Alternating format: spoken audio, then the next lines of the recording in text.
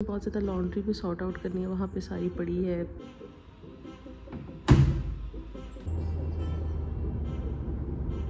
हमारा fresh milk इस तरह की कैंस में आता है। अस्सलाम वालेकुम एवरीवन, कैसे हैं आप सब। तो आज की वीडियो में मैं आपके साथ शेयर करूंगी अपनी रमज़ान की रूटीन। तो आज काफ़ी देर हो गई थी सहरी में नमाज़ वगैरह पढ़ने के बाद, तो वैसे भी 5:30 में जाग जाती होती हूँ।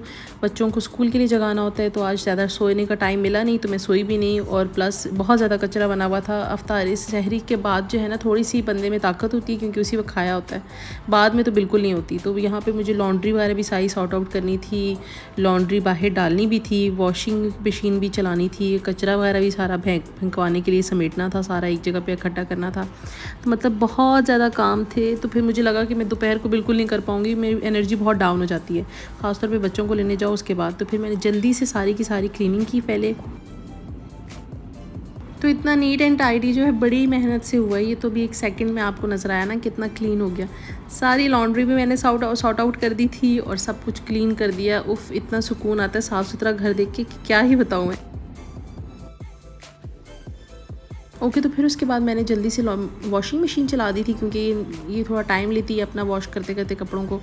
तो कपड़े वगैरह सॉर्ट आउट करके और जिनका कलर ही निकलता था वो सब मैंने डाल दिए। स्पेशली बच्चों के कपड़े, उनके तो जितने कपड़े धोते जाओ लगता है और बरकत आ गई है, हर वक्त कपड़े पड़े रहते हैं।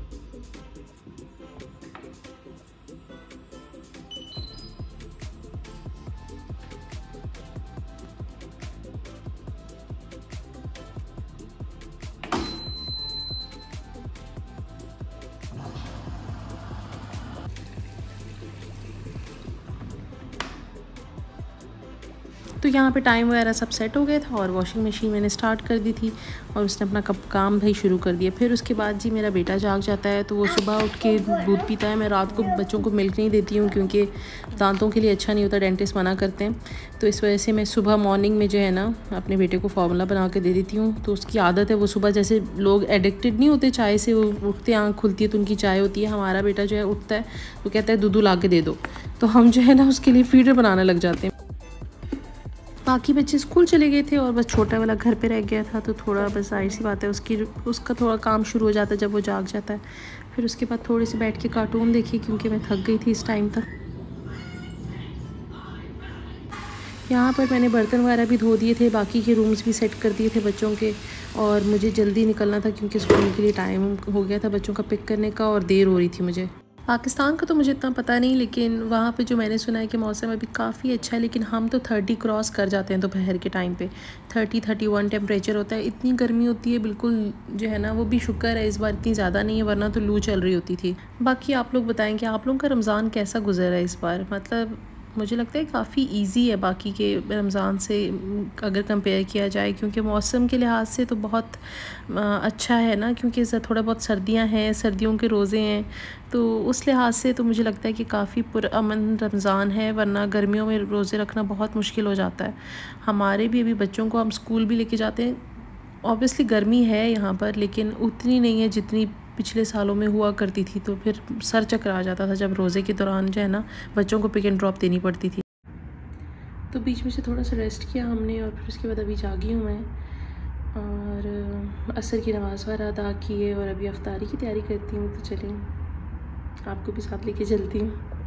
अच्छा, तो मैंने कढ़ाई के नीचे चूल्हा लगा दिया क्योंकि तेल गर्म होने में काफ़ी टाइम लगता है। और यहाँ पर मैं जो है ना dates and banana milk shake बनाऊँगी, क्योंकि मुझे खजूरों का वैसे मैं खा नहीं सकती हूँ, पता नहीं मुझे लगता है कि सिर्फ मेरे साथ ये इशू है, लेकिन मुझे खजूरें मैं जैसे ही खाती हूँ ना मुझे दांतों में दर्द शुरू हो जाता है। मतलब मुझे वो बहुत, उनकी जो स्वीटनेस होती है ना उससे मुझे प्रॉब्लम है। तो मैं फिर उसमें मिल्क शेक में ही यूज़ कर लेती हूँ, क्योंकि वीकनेस अब स्टार्ट हो रही है बाकायदा। पता नहीं, पहले बच्चे ठीक नहीं थे तो उनके साथ पता नहीं चलता था कुछ, और ऑब्वियसली स्कूल का पिक एंड ड्रॉप भी नहीं था, तो उस वजह से शायद थोड़ा कोई ऐसा फील नहीं होता था। लेकिन मतलब मुझे लगता है कि अब मुझे जो है ना दिन को शदीद चक्कर आते हैं। तो जिसके लिए अभी मैं ये खजूरों का मिल्क शेक बनाऊँगी, साथ में उसमें एक आधा बनाना डालूँगी। यहाँ पे बनानास भी हमारे अच्छे खासे बड़े होते हैं, पाकिस्तान के वो चुन्ने चुन्ने से छोटे से बनानास नहीं होते, उतने मीठे नहीं होते, लेकिन साइज़ इनका काफ़ी माशाल्लाह बड़ा होता है।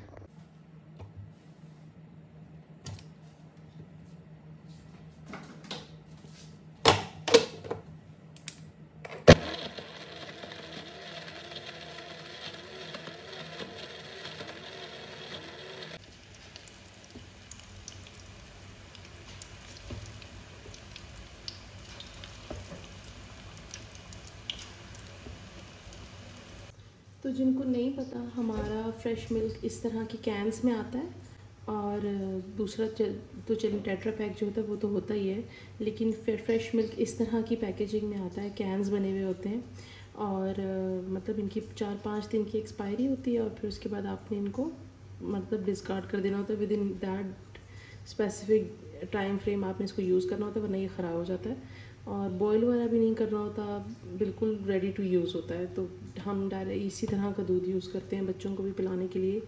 मतलब फीडर्स वगैरह वाले पीने वाले बच्चे तो नहीं रहे अब, इतने छोटे बच्चों को नहीं देना होता है, लेकिन मिल्क शेक के लिए और हर चीज़ के लिए घर में ये वाला यूज़ करते हैं। टेट्रा पैक की भी बनस्बत ये ठीक रहता है। तो यहाँ पे मेरे पकोड़े रेडी हो गए। आज बेचारे पकोड़ों की शक्ल भी थोड़ी कुछ अजीब सी हो गई है मुझसे, मेरी वाली हालत हुई हुई है इनकी भी। तो रोज़ा इफ्तार करने के बाद फिर मैं बच्चों को थोड़ा सा होमवर्क वगैरह करवाती हूँ, क्योंकि रोज़े के दौरान मेरी बिल्कुल हिम्मत नहीं लगती बच्चों के साथ जो है ना सर खपाने की, और मुझे लगता है मेरा हलक भी सूख जाता है बोल बोल के कि ये लिखो ये कर लो, फिर मुश्किल होता है थोड़ा सा। तो इफ्तारी के बाद रिलैक्स होकर मैं बच्चों को उनके काम करवाती हूँ। तो ये थी मेरी रमज़ान की रूटीन। होपफुली आपका रमज़ान भी बहुत अच्छा जा रहा होगा। मुझे इंस्टाग्राम पे फॉलो कर लीजिए, चैनल को सब्सक्राइब कर लीजिए। Thank you so much for watching. अल्लाह हाफ़िज़।